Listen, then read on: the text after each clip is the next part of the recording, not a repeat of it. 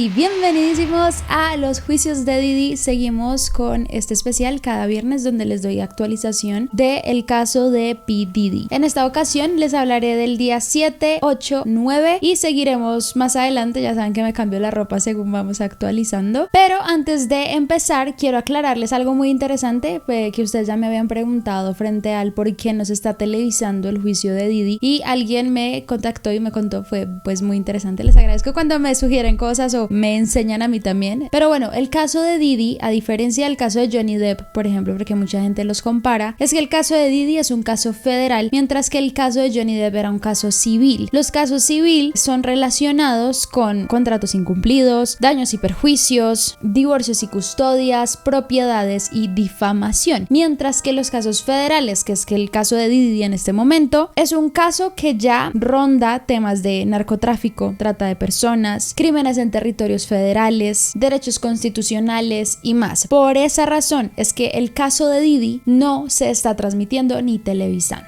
Pero bueno, como la parte anterior, acá también les voy a ir mostrando los dibujos que van haciendo en la corte y les voy contando un poco sobre lo ocurrido durante el día 7, 8 y 9. En el día 7 va un ex asistente de Combs llamado David James. Trabajó con él durante 2007 y 2009 y le preguntan sobre detalles de la relación entre Combs y Ventura. Él dice que recuerda un momento en donde casi le dijo que ese estilo de vida que estaban llevando era una locura. Él le dice, sí lo es, sal de aquí, y ella dice, no puedo irme. En ese momento se da cuenta que Combs controla la carrera de ella, sus finanzas, todo lo que tiene que ver con los pagos de su apartamento, su mesada, así que no podía dejarlo así como así. Lo que confirma de una u otra forma lo que les hablaba en el anterior episodio, que este hombre también ejercía bastante violencia económica contra Cassie. Él habla también de que en alguna ocasión Combs describió a Ventura versus Kim Porter. Decía que Kim Porter era una reina que fue la que le dio muchos hijos, ya lo saben, y que murió extrañamente, y Cassie era bastante moldeable, muy manipulable, y que decía que Combs tenía bastantes novias. Una de ellas era Kim Porter, que era la principal, mientras que Ventura y otras, porque él aseguró que había muchas más, eran las otras. Comenzó a hablar ya un poco del estilo de vida de su trabajo con él, asegurando de que Combs siempre lo hacía preparar antes de que él fuera a un lugar lo que él necesitaba. Le pedía una bolsa con 25 a 30 medicamentos, entre esos Percocet y éxtasis, que varios de esos frascos no tenían ni siquiera etiqueta. Hablaba de el dealer, en teoría, de Combs, que era un hombre que le ponían de apodo One Stop, e incluso habló de en alguna ocasión una fiesta que hizo Combs en donde un amigo de Combs le pidió que trajera una droga de la casa de Combs, a lo que él fue hasta la casa y se la llevó. También habló de la cantidad de veces que tenía que comprar aceite de bebés, lubricantes y condones. Habló de algunos incidentes de violencia por parte de Combs durante su labor. Uno de esos cuando alguien al parecer le había robado un objeto muy preciado de él, como alguna joya o algo similar, y tuvieron que someter a todos los del personal a un test de polígrafo, él siendo también analizado en este test, pero pues salió ileso, por así decirlo, porque él nunca había hecho nada. Habla también de la famosa noche de Shush Night.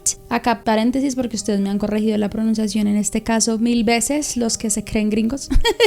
Lo acepto, entonces voy a tratar de mejorar esos momentos de pronunciación. Pero bueno, ya sabemos la historia de él. No sé por qué yo antes le decía Shure, creo que lo había notado mal, pero en realidad es Shush. Pero bueno, el tema de Shush Night habla sobre esto y cómo él acompañó a Combs esa noche, Combs teniendo en su poder 3 pistolas en el regazo puestas sobre él. Dijo que esa fue de las primeras veces que sintió realmente peligrar su vida. Después de todo esto, y más que todo por ver cómo maltrataba Cassie entre algunas de esas muchas situaciones difíciles en el trabajo, termina renunciando en 2009, quedándose 6 meses para preparar a la próxima persona que viniese a trabajar. Afirma también que mientras trabajó con Combs, este era un hombre que nunca firmaba autógrafos, que siempre le ponía a firmar autógrafos para sus fans a otras personas. Siempre viajaban con un segundo automóvil de seguridad, que había una famosa frase en el grupo de trabajo que decía, ¿sabes qué rima con cansado? Despedido. Era lo que utilizaban para intimidar a las personas que trabajaban con Combs y hacer lo que él siempre quisiera cuando él necesitara. Dijo que su sentido de trabajar con Combs era asegurarse de que estuviera feliz y preparado para el día, y que ese era el trabajo que todos tenían que hacer. Pero pues acá pasa algo muy particular, y es que este hombre sí siente una profunda admiración por Combs a día de hoy. Dicen que incluso se sonrió con él en varias ocasiones y no pudo tratarlo tratarlo mal. Dijo también que él no sentía ningún tipo de odio ni nada. Aquí lo interroga la defensa, preguntándole si los viajes que hacía con Combs eran de trabajo o personales. Él dijo que eran de ambos, que él en realidad, así estuviera de vacaciones, siempre estaba trabajando, y le preguntaron que si le habían otorgado una inmunidad en el proceso también por su testimonio, a lo que él dijo que sí había firmado un acuerdo de oferta. Ahí expresó también su agrado por Combs y cómo lo ayudó profesionalmente, que nunca hubiera logrado las cosas que ha logrado hasta hoy si no hubiese trabajado con él, y que no tiene ningún tipo de rencor contra él.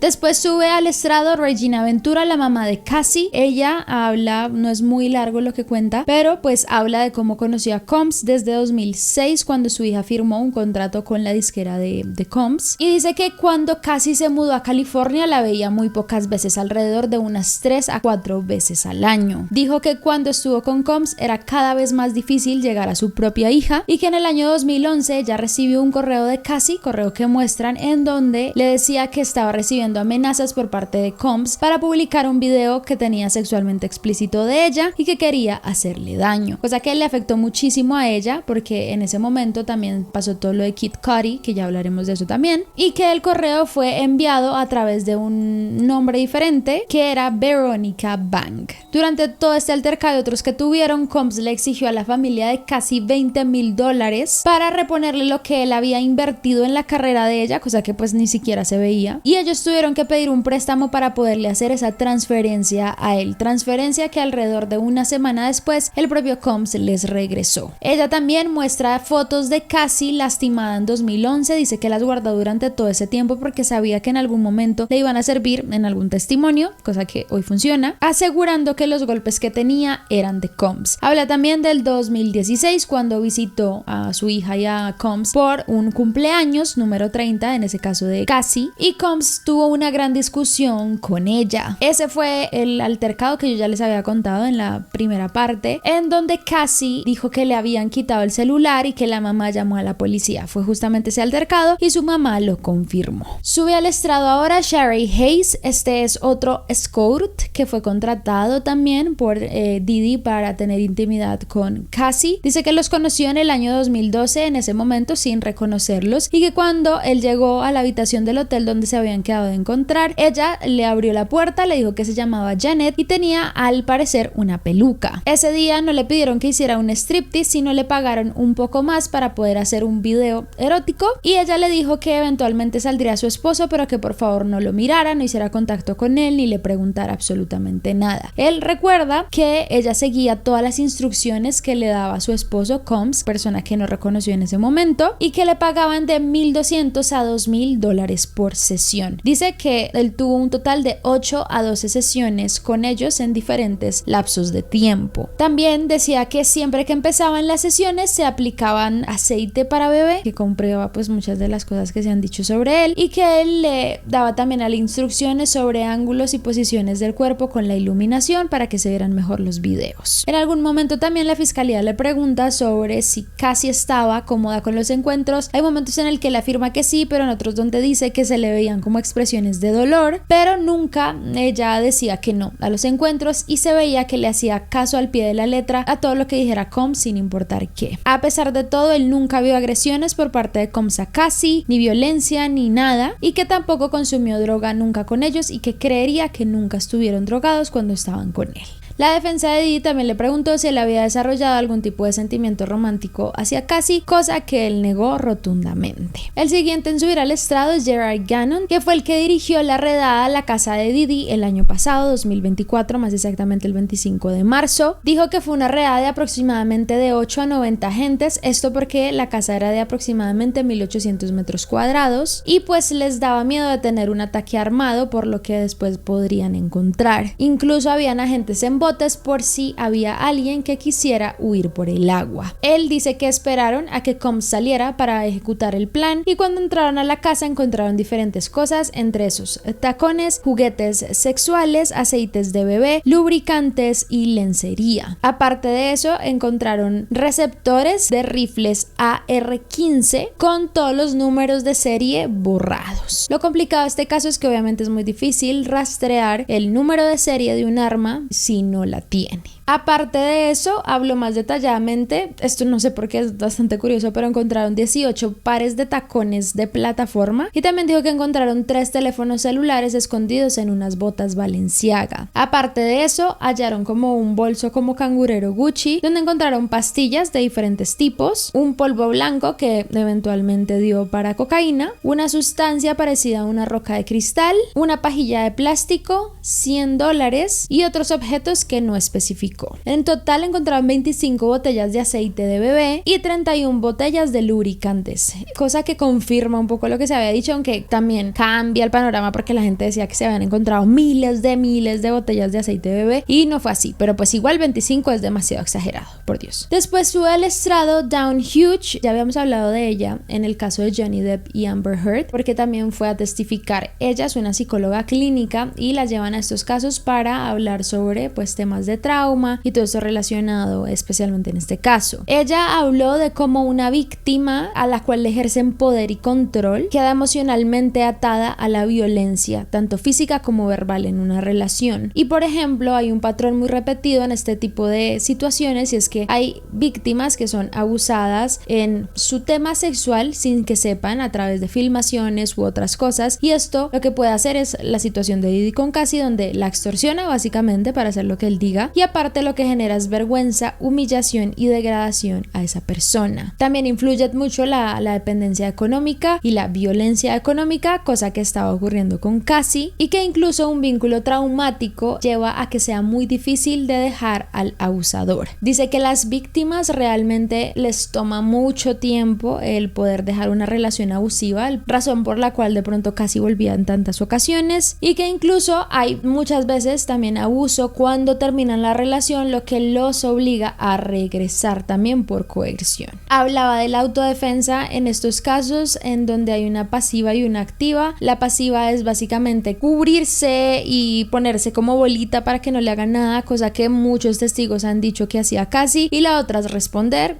cosa que ella muy pocas veces hacía. Y también habla del consumo de drogas como una forma de anestesiarse en este tipo de situaciones. Algo que fue importante en el testimonio de ella es que hablaba de que las víctimas de eventos traumáticos tienden a perder mucho la memoria y los detalles de algunas situaciones que viven, así que ayuda a entender el por qué a veces casi no recuerda con claridad muchos de los eventos vividos. Luego pasa George Kaplan, otro ex asistente de P. Diddy entre 2013 y 2017. Habla de su dinámica laboral en donde el horario empezaba entre las 9:30 de la mañana y podía terminar a las 5 de la tarde, pero la gran mayoría del tiempo siempre terminaba a las 7 de la mañana del otro día. Trabajaba entre 80 a 100 horas semanales recibiendo un pago de $125,000 y él era el encargado de tener todo listo y preparar el baño de Combs con sus productos personales, sus medicamentos, además de organizar el chef y su limpieza. Dice que se comunicaba con Combs constantemente por llamadas, por mensajes, por correos, y que le pedía cosas como licor, un iPod,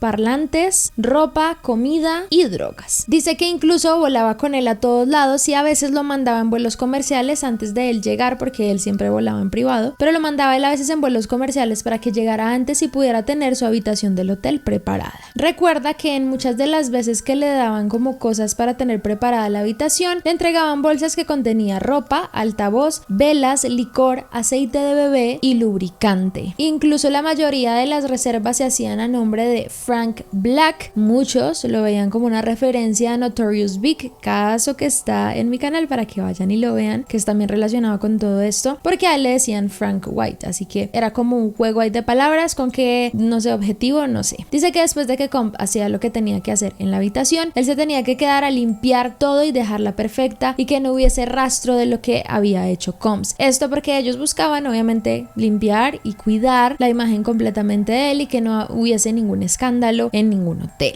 Dice que usualmente encontraba muchas botellas de licor, Gatorade y aceite de bebé esparcido por todo lado. Frente al trato de Combs decía que era bastante duro, que lo amenazaba prácticamente todas las semanas con quitarle su puesto y que incluso una vez lo regañó y casi lo golpea fuertemente por no haberle traído la botella de agua exacta que él había pedido. También dice que una vez en 2015, mientras volaban en su jet privado, Combs le pidió guardar a él $50,000 como en su propio cuerpo, en su maleta, y que en ocasiones a veces lo ponía también a recoger alrededor de $10,000 en Western Union. Lo que sí aclara, que siento que es beneficioso para la defensa de Diddy, es que él nunca pagaba por las cosas personalmente. Es decir, Combs siempre le decía a otras personas como tú paga esto, tú encárgate de esto, tú haz esto, pero él directamente nunca pagaba nada, lo que puede ayudarlo porque pues comprobaría que él no financiaba estas redes criminales. Dijo incluso que era imposible que Combs llevara el registro de lo que compraban, de qué drogas, de qué aceite de bebés, porque pues no era una persona encargada de eso. Habla de un altercado también en un jet en 2015 donde escucharon un video romperse en la parte de atrás. En ese momento ven que él estaba pues golpeándola y luego la ven como recostada con las piernas en alto, a lo que ella los mira y dice nadie está viendo esto, y nadie hizo nada pues al respecto por el miedo que le tenían. También recuerda otra ocasión en que le pidió Combs comprar pues una crema para los golpes de Cassie y dice que no la vio salir durante más de una semana de ese lugar.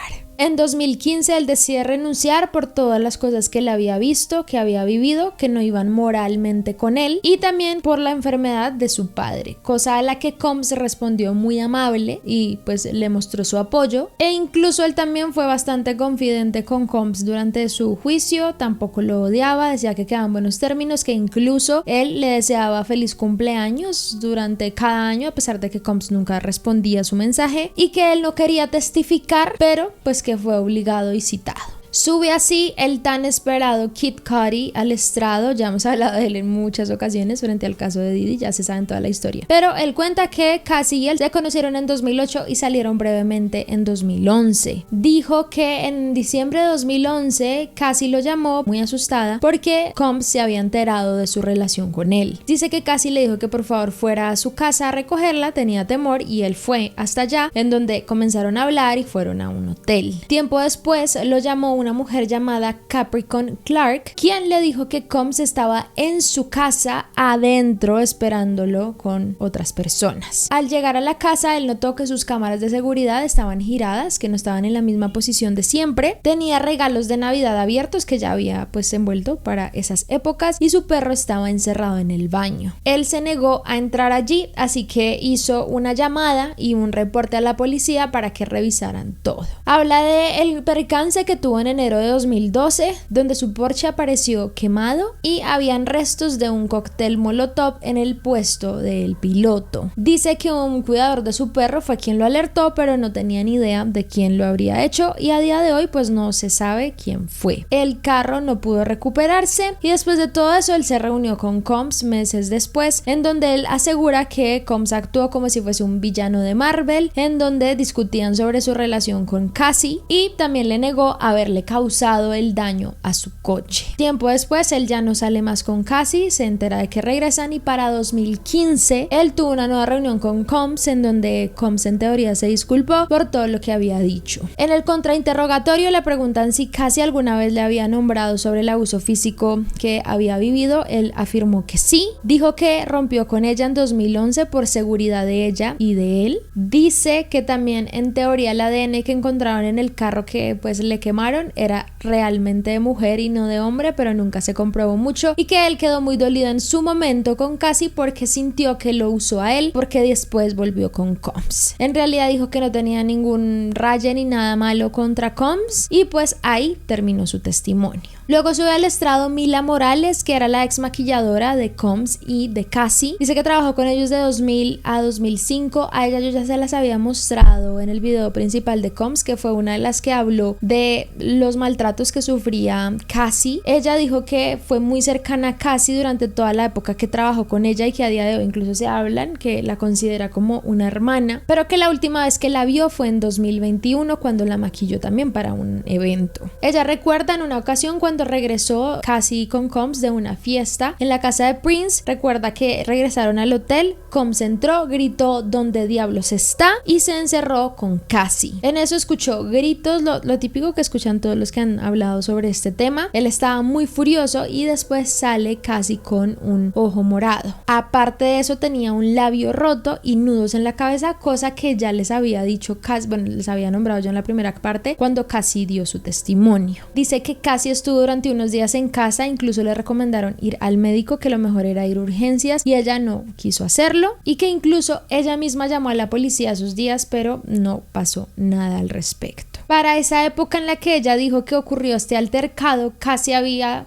pues grabado un video llamado Black and Yellow y la defensa de Diddy lo mostró como evidencia de que pues ella no decía la verdad, por así decirlo, pero ella dijo que Combs controlaba la imagen de Ventura todo el tiempo y que exigía resultados perfectos a la hora del maquillaje, que por eso no se iba a notar, cosa que pues obviamente creo que es cierta. Luego se sube al estrado Frederick Seymour, que era un empleado de un hotel que tenía una demanda contra Combs por cómo había dejado la habitación. Dijo que tenía cantidades de cera impresionantes y de aceite de bebés, que habían pagado le habían cobrado como $1,000 en ese momento por los daños, y que como que a él lo amenazaron y le rociaron ambientadores fuera de su despacho. Luego se sube al estrado Joshua Croft, que es un agente forense de seguridad nacional, quien habla sobre una información que se intentó sacar de los computadores de Cassie. Dice que habían 3 laptops, de los cuales 2 habían sido restaurados a fábrica y la tercera no encendía y tenía daños físicos. Incluso en los perfiles que lograron encontrar algunas cosas, había uno que tenía el nombre de Frank Black, que es el nombre que les digo que utilizaban ellos como falso para pues encontrarse con los escorts. Bueno, estos días 7, 8 y 9 por ahora les estaré contando más. Bueno, ya ha llegado el día 10 de testimonio. Acá hubo un espacio grande entre juicio porque no hubo el viernes ni el lunes, fue festivo en Estados Unidos, entonces pues no hubo juicio, pero pues el día 10 se empieza a mover bien interesante. Hay un primer anuncio en donde se dice que probablemente la víctima 3 no va a dar su declaración, conocida como Gina. No se sabe mucho más de ella, pero se dice que ella fue expareja de Combs también. Según dicen, ella no quiere testificar. Están ahí como apelando a ver si es posible, porque en caso tal como ya está dentro de los documentos, ella tendría que hacerlo, pero no se sabe. Y pues ya de ella se ha hablado en algunas ocasiones atrás durante el juicio. George Kaplan habló de ella en su testimonio, donde dijo que Combs le lanzó en una ocasión manzanas a la casa de ella. Cassie también declaró que Combs le había sido infiel a ella con Gina durante sus 11 años de relación, y Kerry Morgan, que era la mejor amiga de Cassie Ventura, también confirma que Gina fue un gran problema entre Ventura y Combs. Llega así una nueva persona a testificar al estrado llamada Capricorn Clark. Clark era ex asistente y directora de marketing de Combs. Ya habíamos hablado de ella cuando les conté de Kid Cudi, que dijo que ya recibió la llamada del asistente de Combs. Bueno, era ella. Así que ahora ella está declarando. Dice que comenzó a trabajar con Combs en 2004. Ella ya venía de haber trabajado para Death Row Records, que era uno de los jefes, Suge Knight. Ya habíamos hablado de él muchas veces. Entonces ella habla en su testimonio de que justamente el día que ella comenzó a trabajar, Combs la llevó hasta el Central Park, la amenazó con quitarle la vida si ella era algún tipo de espía o algo similar de Suge Knight. Habla de que en alguna ocasión Combs la acusó de robarse unas joyas que él tenía, y le hicieron, al igual que ya les había hablado en otros testimonios anteriores, la obligó a hacer un test de polígrafo para saber que no era así. Dice que ocurrió todo esto durante 5 días seguidos, donde la trataban súper mal tratando de sacarle información, y le decían que si no aprobaba la prueba del polígrafo la arrojarían al East River. Sus jornadas eran de 9 de la mañana a 4 de la mañana del día siguiente. Solo dormía 4 horas y comenzó a padecer de alopecia por estrés, y en un año ganaba $65,000, que no es nada para todo lo que ella hacía. Ella es otra que confirma las rutinas de Combs frente a los hoteles. Decía que reservaban siempre bajo el seudónimo de Frank Black, que era como alusión a Notorious Big,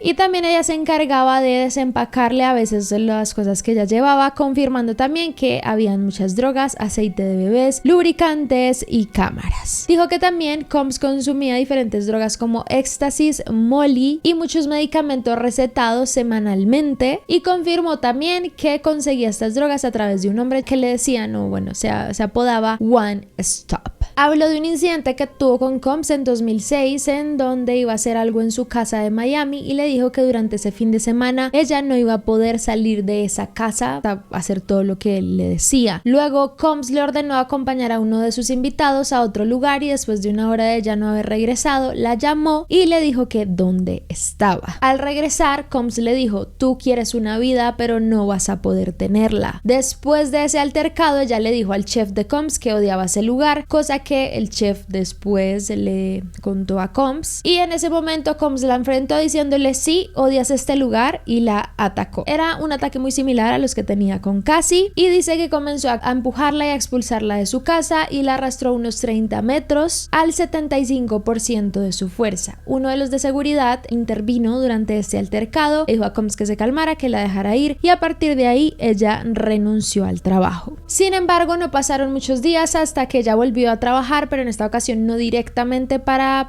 Combs, sino para ser directora de marketing de su marca de ropa, que en ese momento se llamaba Shine John. Habló del incidente con Kid Cudi, dijo que una mañana él se presentó a su casa armado y con los pantalones rotos y le preguntó por el tema de Kid Cudi, de por qué no le había dicho, y la obligó a irse con ella. Dijo: vístete, vamos a matarlo. Dice que ahí fueron a la casa de Cudi, entraron él y el guardia, ella se quedó afuera en el carro y que ahí fue donde ella llamó a Cassie para alertarla, persona que estaba con Cudi en ese momento. Ambos se enteraron y le cambió el nombre del contacto a Cassie por Stormy para que él no sospechara de la llamada. Luego dice que Combs persiguió a Cudi en un coche que él llevaba y que al final de la noche fue con ella y con Cassie a una discoteca y las obligó a decirle a Cudi que no lo denunciaran o si no los mataría a los tres. Habla también de una de las muchas peleas que tuvo Cassie con Combs, en donde ella vio cómo la golpeaba y la pateaba constantemente en la casa de Los Ángeles y le dijo que no interviniera. En ese momento dice que ella llamó a la mamá de Cassie y le dijo que hiciera algo porque ella no iba a poder. Para 2012 ella habla con Recursos Humanos sobre ese incidente con Cassie, cosa a la que ellos dicen como: ay sí, a veces se pone muy loquito y ya. Y fue así como tiempo después la despidieron, en teoría según lo que ella piensa, porque no le informó a Combs que Ventura estaba en una relación con Kid Cudi. Tiempo después, de 2016 a 2018, regresa nuevamente a trabajar con ellos, en esta ocasión como directora creativa para Cassie. Esto porque decía pues que necesitaba empleo y no se había logrado posicionar nuevamente en la industria. Notó como Cassie cada vez consumía más drogas, lo que hacía que no le fuese bien en su trabajo, y ya para 2018 renuncia finalmente, a lo que le había prometido Combs una carta para recomendarla y nunca se la dio. De aquí llega el contrainterrogatorio de la defensa de Diddy hacia ella. Habla de en 2023 haber contratado los abogados de Combs para el juicio que se venía con Cassie. Dice que se reunió en 2024 con ellos también, pero nunca más volvieron a contactarla. Y acá, en esta ocasión, el abogado se llama Mark Agnifilo. Creo que él ya ha hecho otros contrainterrogatorios de los que hemos hablado, pero él le pidió que confirmara si ella había dicho con anterioridad: Combs no estaría en este lío si me hubiera mantenido cerca. Ella reconoció que probablemente sí lo había dicho, pero que no se acordaba, y también afirmó haber dicho que Cassie no era una buena mujer para Combs. Sacan unos mensajes de texto también de ella hacia Combs que decía: sabías que estaba muy enamorada de ti antes de empezar a trabajar para ti. No se sabe qué le respondió Combs, no lo mostraron, y mostraron otro que decía: pasamos el rato juntos, me hacía la interesante, yo creo que lo supieras, solo sabía con certeza que te gustaba mantenerme cerca. Ella dice que no se acuerda de haberle escrito eso, pero sí de haber escrito algo en 2021. Esto de verdad es algo que es muy malo para la fiscalía, porque pues se ve que ella estaba como enamorada de Combs o algo así, lo que va a denotar que no va a dar un testimonio tan honesto de su parte, y se ve por ciertos momentos que todavía siente o tiene algún compromiso con Combs. Habló también de que trabajó en 2016 como directora creativa para Cassie. Dijo que efectivamente Combs tenía que aprobar muchos de los looks que ella tenía, cómo se veía, sus canciones, sus apariciones públicas a los eventos que iba, y que cuando discutían Combs le retiraba el apoyo. Dijo que también las presentaciones en vivo de Cassie no eran tan buenas, especialmente porque desde 2016 que consumía más drogas, eso interfería con muchas de las oportunidades laborales, y aquí también va algo que va muy en contra de la fiscalía, porque dicen que en 2016 ella le creó el look para los MTV VMAs que había en ese año. Un look en donde Cassie se tenía que pintar como de amarillo neón el cabello, cosa que creó ella y se lo propuso a Cassie, y Cassie aceptó tener ese look, que después llegó a la alfombra roja. Esto comprueba que Cassie sí tenía decisión sobre sus looks, y es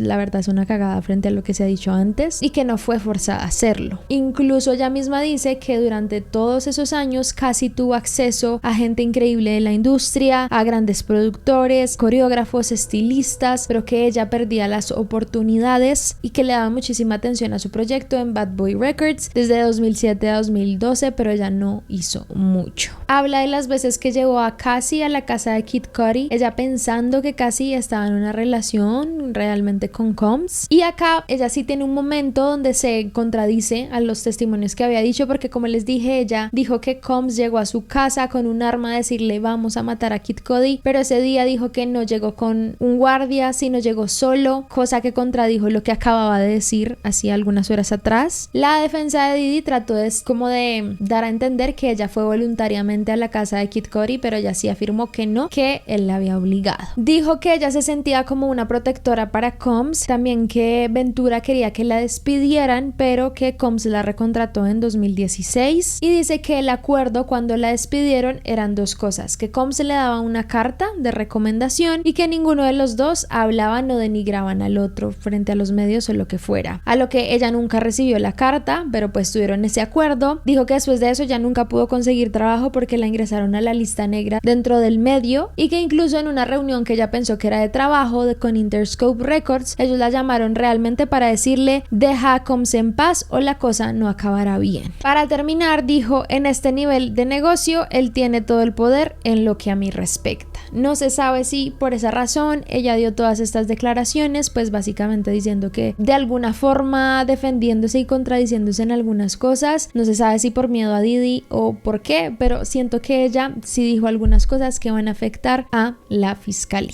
Y este video va a ser el de esta semana. Les tengo pendientes todavía días 11, 12 y 13 de esta semana, pero pues es que ya tenemos que cortarlo para editarlo y para subírselos a ustedes el viernes, y ya la próxima semana les adelanto. Quería adelantarles mucho más, pero pues como hubo festivo y cerraron el juicio el viernes, pues no hay muchas más actualizaciones, pero creo que esto por ahora es bastante información y suficiente que les puede funcionar, así que nos vemos el otro viernes con mucho más.